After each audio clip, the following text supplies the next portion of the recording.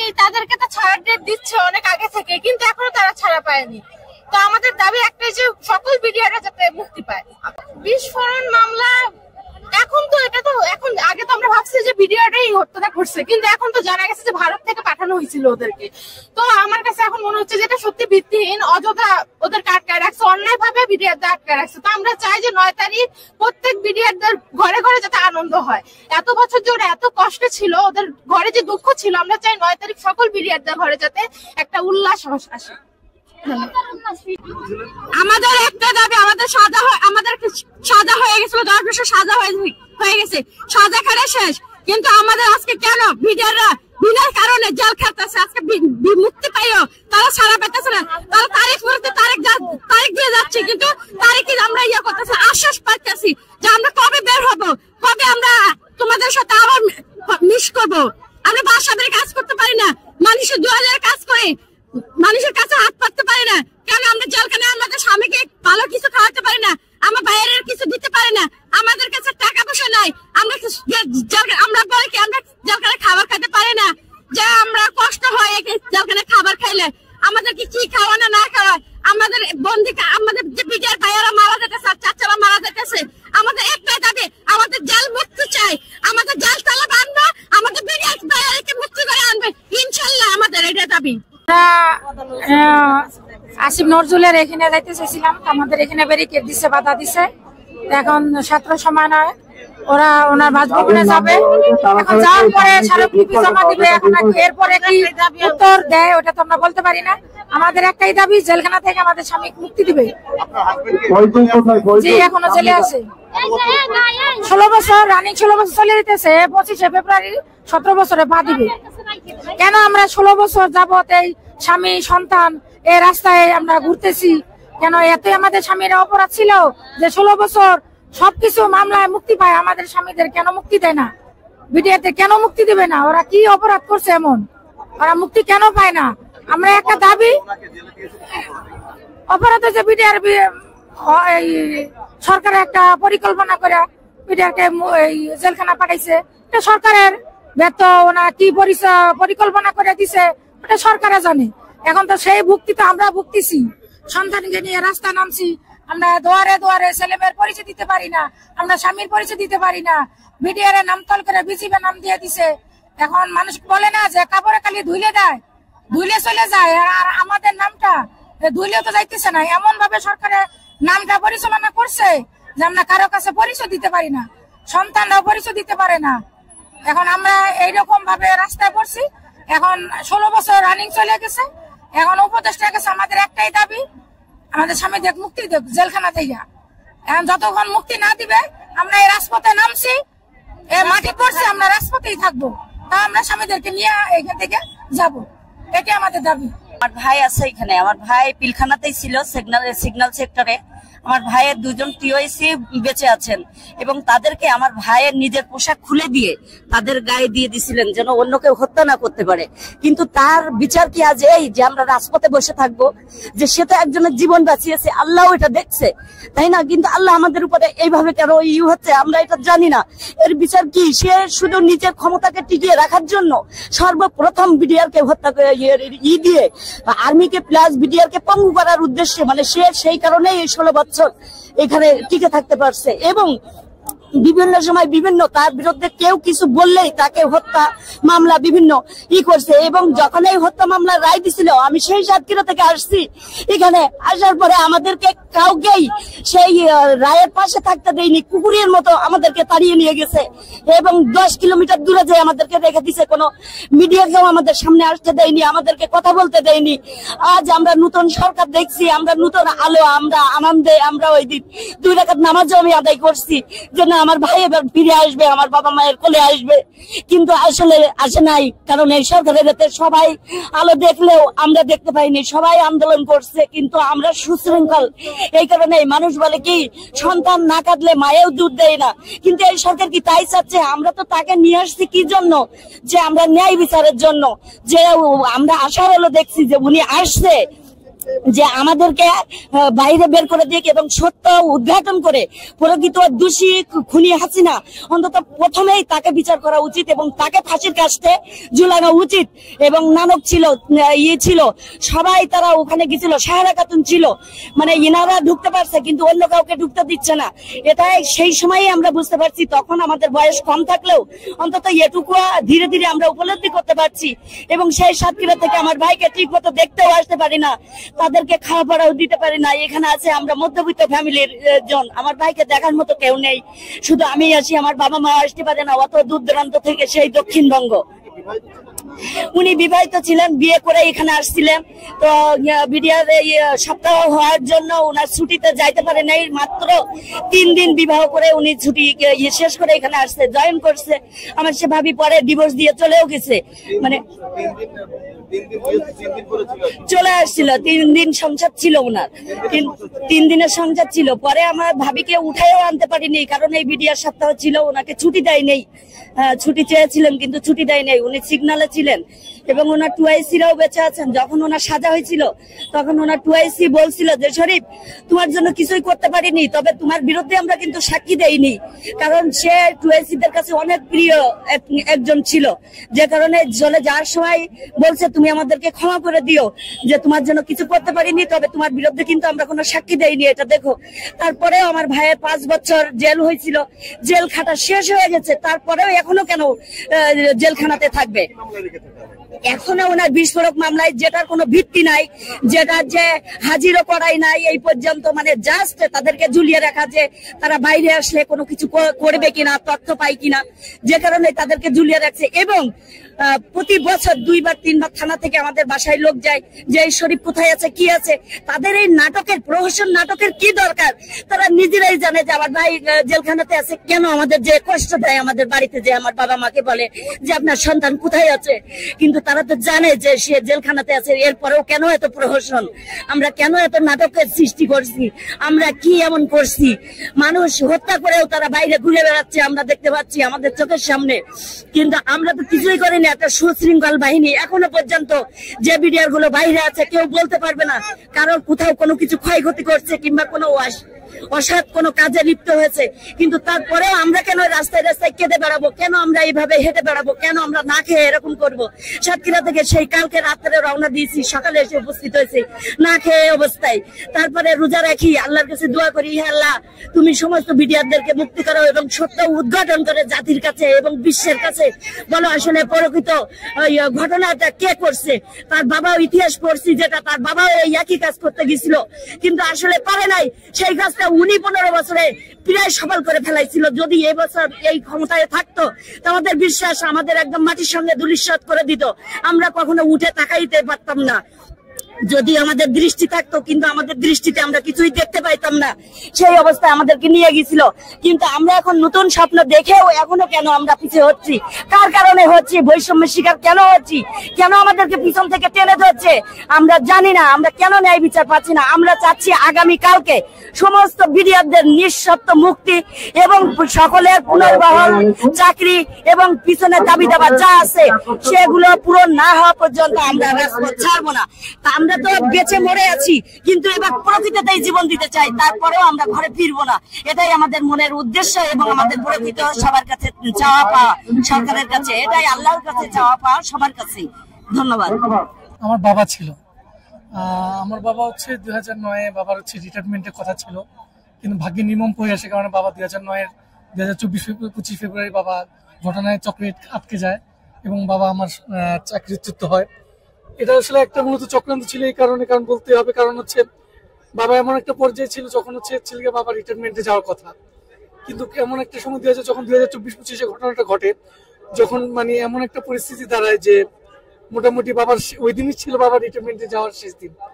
তো হঠাৎ করে হচ্ছে 2024 ফেব্রুয়ারিতে হঠাৎ করে বাবা হচ্ছে এই যে হঠাৎ করে ঘটনাটা ঘটে। তারপর হচ্ছে হঠাৎ করে এই ঘটনা ঘটার কারণে আমাদের ফ্যামিলিতে অনেক নানান ধরনের সমস্যা দেখা দেয়, কারণ বাবাই ছিল একমাত্র উপার্জনরত ব্যক্তি আর কি মূলত। কারণ এরপর হচ্ছে নানান রকম অনেক অসুবিধা হয়ে যায়, কারণ ফ্যামিলির যখন কর্তা যখন একটা সমস্যার মধ্যে ফেস দিয়ে যায়, তখন তার ফ্যামিলিটা অনেক সমস্যার মধ্যে দিয়ে পড়ে যায়। তো এই কারণে দেখা যায় পরবর্তীতে আমাদের ফ্যামিলিতে হচ্ছে আরো আমাদের পড়াশোনাতে, আমার 3 ভাই বোন ছিলাম, ওইখানেও মারাত্মক রকম অসুবিধা হয়। তো এইরকম অসুবিধার কারণে দেখা যাচ্ছে আমাদের শুধু ফ্যামিলি, শুধু আমাদের নিজেদের না, আমাদের ফ্যামিলিতে আমাদের হচ্ছে আমাদের দাদুর বাড়ির ফ্যামিলিতে অনেক অসুবিধা, কারণ বাবা একমাত্র উপার্জনিত ব্যক্তি ছিল। এই কারণে আমাদের দেখা যায় যে আমরা অনেক বিশেষভাবে ভেঙে পড়ি। এখন হচ্ছে আমার বাবা নির্দোষ থাকার পরও এখানে হচ্ছে এসে আটকে যায় আর কি। আমার বাবা সারা জীবন হচ্ছে গিয়ে সবসময় হচ্ছে গিয়ে অনেক কষ্ট করার পরে শেষ বয়সে এসে আটকে যায়, জিনিসটা আমার জন্য খুবই কষ্টকর। কারণ এমন একটা সময় বাবাকে হারাইছি, এটাই মেন যে সময় হচ্ছে আমি, জি উনি 2021 সালে মারা গিয়েছেন। তো এমন একটা সময় বাবাকে হচ্ছে গিয়ে যখন বুঝতে শিখেছিলাম যে বাবাকে দরকার, ঠিক ওই মুহূর্তের সময় বাবাকে এই সময় আমি একদম এই ঘটনার চক্রের কারণে বাবাকে জেলে নিয়ে যাওয়া হয়। কিন্তু দুঃখের বিষয় এটা, বাবা কোনো কিছু না করার পরে বাবাকে নিয়ে যাওয়া হয়েছিল। তো ওই সময় যে সময় বুঝতাম যে মানে বাবার সাথে হচ্ছে মানুষ হচ্ছে অনেক বন্ধুসুলভ আচরণ যেগুলো পাই সেগুলো কখনো পাইনি, এই কষ্টগুলো রয়ে যাবে আর কি। না, বাবা হচ্ছে 3 বছর জেলে ছিল। জেল থেকে বের হয়ে যাওয়ার পর বাবা হচ্ছে গিয়ে মাঝখানে হচ্ছে গিয়ে অনেক অসুস্থ ছিল। পরে 2021 বাবা হচ্ছে হার্ট অ্যাটাক করে মারা যায়।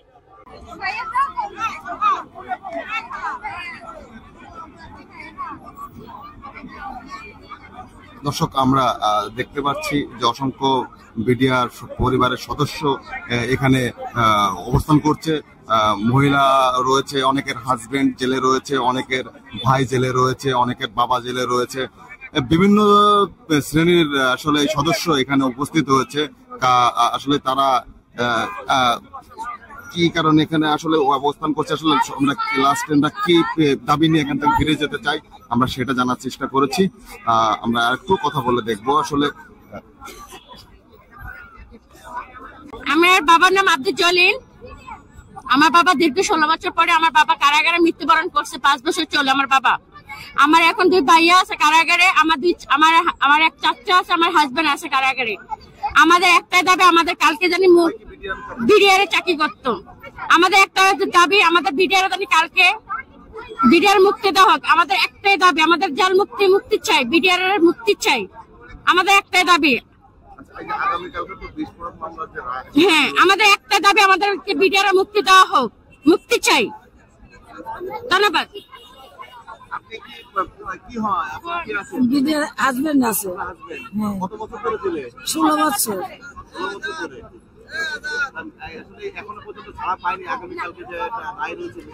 এরকম মানে তারিখ তো দিচ্ছে অনেক দিন ধরে, তারপরে আমরা এখন মানে ধৈর্য শেষ পর্যায়ে এ পর্যন্ত আসছি। এখন দেখা যাক ডক্টর ইউনূস কি করে, এই আশায় আমরা এসে রাস্তায় বসে আছি। 16 বছরে আমাদের কিচ্ছু নাই, মানে এমন একটা ফকির বানাই দিছে, কারো কাছে সাহায্য চাওয়া যায় না, রাস্তায় বসা যায় না, মানে একবারে শেষ। আমাদের শূন্য কাটে পেরাক বসবে না, এরকম অবস্থা হয়ে গেছে, যার কারণে আমরা এত দূর পর্যন্ত আসছি। এখন দেখা যাক মাননীয় উপদেষ্টা কি বলে। আমার হাজবেন্ড আছে এই 16 বছর যাবৎ জেলে। তিনি বেকসুর খালাস পেয়ে তার জামিন মিলছে না, জামিন মেলে নাই এখনো পর্যন্ত। এখন শেখ হাসিনা জামিন দেয় নাই, সৈচারিনী জি করে নাই, জামিন নাই। আমাদের তো মুখ খোলারই কোনো ক্ষমতা ছিল না। সৈচারিনী যখনই এই দেশের থেকে পদত্যাগ হয়েছে তখনই আমরা মুখ খুলতে পারছি, এর আগে আমরা কখনো মুখ খুলতে পারি নাই। কোর্টে তো মনে করেন আইস পিপি নাই, কালকে যশ অসুস্থ হেন তো এইভাবে করে আমাদেরকে গলে মালে ফুটবলের মতন খেলছে ও আইন উপদেষ্টা, প্রধান উপদেষ্টা। কিন্তু এরা কখনো নিজে নজরে দেখে নাই যে না এরা যে একটা বাহিনী, তাই এদেরকে আমরা মুক্তি পাই, ওদেরকে জামিন মিলছে না, আমরা এই করে আইনের আওতায় এদেরকে বেকসুর খালাস দিয়ে এদেরকে ই করে দেয়। কিন্তু তারা এই জিনিসটাই করতেছে না। কিন্তু আমাদের প্রধান দাবি একটাই, আইন উপদেষ্টা এবং প্রধান উপদেষ্টার কাছে যে আমাদের জেলবন্দি যে ভাই সকল আছে তাদেরকে নিঃশর্ত বিনা ইসে মুক্তি দেওয়া হোক, এবং যারা চাকরিচ্যুত হয়েছে তাদেরকে চাকরিতে পূর্ণ বহাল করা হোক। যাদের চাকরির বয়স নাই ঠিক আছে, তাদেরকে পিছনে যে ই করা আছে তাদেরকে ওইগুলো সরকার মোতাবেক দিয়ে তাদেরকে দাবি দেওয়া পূরণ করা হোক। এটাই আমার কাছে সরকারের চাওয়া। আর কিছু দাবি হলো আমরা বিনা কারণে চাকরিচ্যুত হয়েছি, আমরা যাতে চাকরি ফেরত পাই, এটাই আমাদের মূল দাবি। বহাল করতে হবে, আর আমাদের বিনা বিচারে তারা চাকরি বিচ্ছিন্ন করছে। 18টা কোর্ট করে, কোর্টে তারা আমাদেরকে বিদ্রোহ তমাকাতে আমাদের চাকরিচ্যুত হয়েছে। আমরা চাই, আমি বিডিআর সদস্য, হ্যাঁ আমাদের চাকরিচ্যুত করা হয়েছে আমাদের 2011 সালে আমরা আগে বৈষম্য বিষয় অভিযোগ করা হয়েছে। আমরা এইটার সাথে একমত, আমরা জোর দিব আমরা এটা এই যে গন্ডগোল হয়েছে আমরা এটা থামাতে পারি না, আমাদের অপরাধ এটা। এখন দাবি পূর্ণবল 18,519 জন লোকের চাকরি পূর্ণবল এবং যারা জেলে আছে তাদেরকে মুক্তি। দর্শক আপনারা দেখতে পাচ্ছেন এখানে অসংখ্য চাকরিচ্যুত বিডিআর যারা রয়েছে তারা এই বিক্ষোভ মিছিলে তারা অংশগ্রহণ করেছে। তারা চাই তাদের চাকরিটা পূর্বের মতো আবার ফিরে পেতে চায়, পূর্ব বল রাখতে চায়। তারা বিজিবি দেখতে চায় না, তারা বিডিআর হিসাবে তারা আবার চাকরিতে জয়েন করতে চায়। তারা নির্দোষ বলে তারা নিজে তারা নির্দোষের কারণে নির্দোষ দাবি করেই তারা এই চাকরি ফিরে পাওয়ার জন্য তারা আজ যমুনার দিকে রওনা দিয়েছে। আপনারা দেখতে পাচ্ছেন দর্শক, আইন শৃঙ্খলা বাহিনী পুলিশ সদস্য যারা রয়েছে তারা ওখানে জোরদার অবস্থান নিয়েছে। তারা এখানে দেখতে পাচ্ছেন পুরো আমরা শাহবাগ যে থানার সামনে আমরা দেখতে পাচ্ছি জাতীয় আপনার জাতীয় জাদুঘরের সামনেই পুলিশ সদস্যরা অবস্থান নিয়েছে। তারা এই মিছিলকে প্রতিহত করার জন্যই, তারা এই র্যালিকে প্রতিহত করার জন্য তারা পুলিশ বাহিনী স্ট্রংলি অবস্থান নিয়েছে।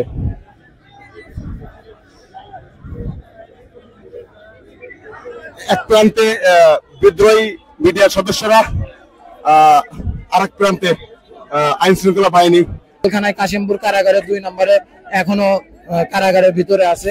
তো এই ফ্যাসিস্ট শেখ হাসিনার আমলে 2009 সালে 25 এবং 26 ফেব্রুয়ারি এই গণহত্যা চালায় এবং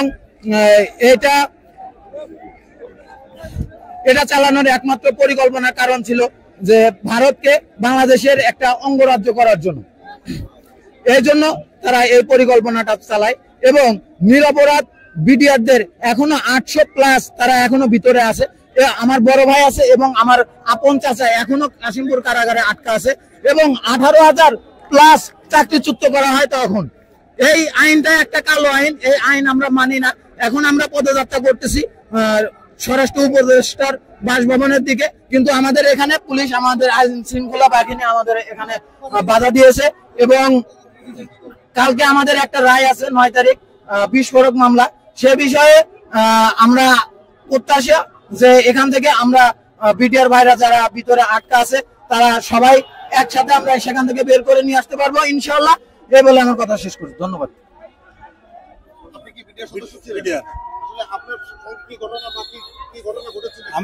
আমি বিডিআরের নায়ব সুলতান নুরুল ইসলাম, তখন 40 রাইফেল ব্যাটালিয়ন ফুলবাড়িতে চাকরিরত ছিলাম।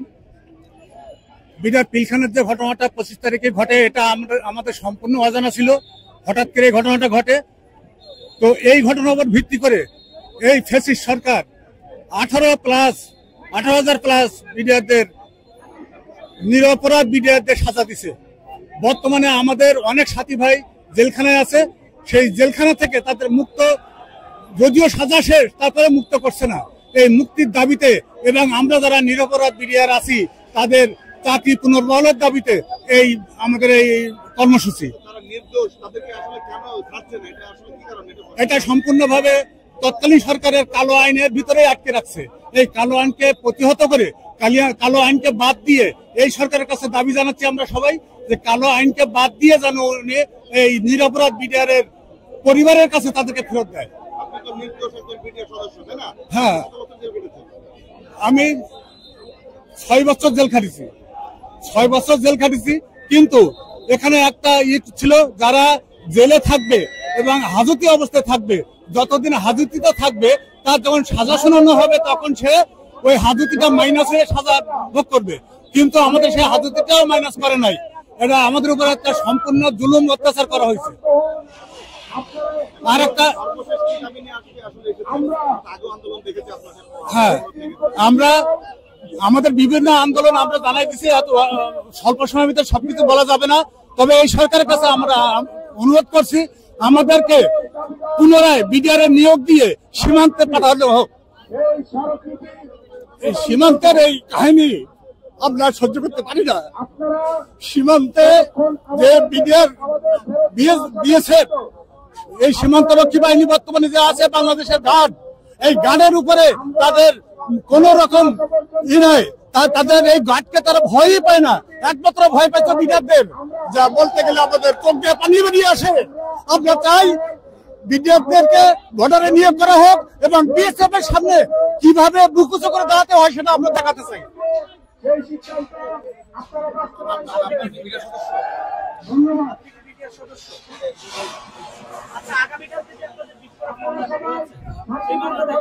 দর্শক আমরা দেখতে পাচ্ছি বিডিআর সদস্য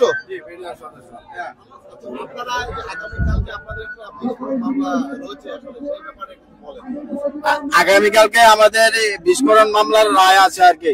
তো যে সমস্ত বিডিআর গুলা ওনারা যারা বন্দী আছে তারা যেন কালকার রায়ে যেন মুক্তি পায়, এই জন্য আমাদের এই পথে যাত্রা আর কি। আমরা শহীদ মিনার থেকে শুরু করে আমরা উপদেষ্টার দিকে অফিসের দিকে আমরা রওনা দিচ্ছি, কিন্তু পুলিশ আমাদের আটকে দিচ্ছে আর সামনের দিকে যাচ্ছে না। আর আমরা আমাদের চাকরিটা এই 2009 সালের বিদ্রোহে হত্যাকাণ্ডে আমাদের চাকরিটা চলে গেছে, আমরা যেন পুনরায় আবার চাকরিতে বল রাখতে পারি, তার জন্য আমরা সরকারের মহোদয় উপদেষ্টার কাছে আমরা বিনীত অনুরোধ করছি যেন আমরা পুনরায় যেমন চাকরিটা পাইতে পারি ইনশাল্লাহ।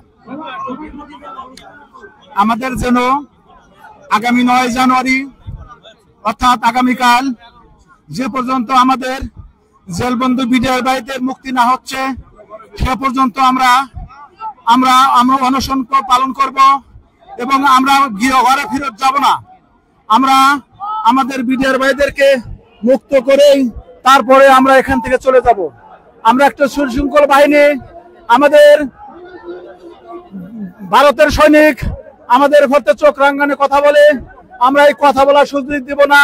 আমরা সারা বাংলাদেশ 64 জেলা থেকে আসছি, আমাদের ন্যায্য দাবি, এই দাবিগুলোর সাথে আমরা একমত পোষণ করে সম্পূর্ণ বিডিআরকে মুক্তি করে নিয়ে তারপরে ঘরে ফিরবো। আমাদের বিডিআর বাইরে একত্রতা প্রকাশ করেছেন সাথে সমন্বয়ক মাহিম ভাই, হাসান আব্দুল্লাহ আমাদের সাথে একত্রতা প্রকাশ করেছেন। আমরা এর সাথে একমত পোষণ করছি, যে পর্যন্ত আগামীকাল আমাদের বিডিআর বাইরা মুক্ত না হবে সে পর্যন্ত আমরা রাজপথ ছাড়বো না ইনশাল্লাহ। এই বলে আমাদের বিডিআর পক্ষ থেকে আমাকে সবাইকে ধন্যবাদ জানিয়ে শেষ করছি।